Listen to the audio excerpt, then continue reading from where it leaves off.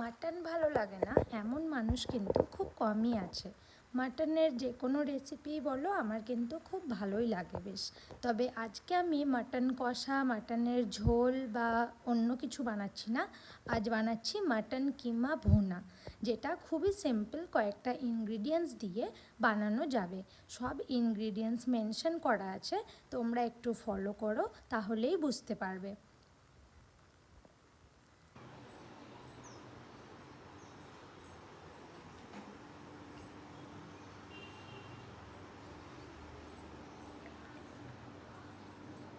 এরপর ঢাকাটা খুলে যখন ধনেপাতা কুচিটা দেওয়া হবে তখন কিন্তু খুব সুন্দর একটা কালার আসবে।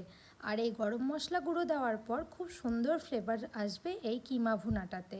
তো ব্যাস, গরম গরম ভাত বা রুটির সাথে সার্ভ করো।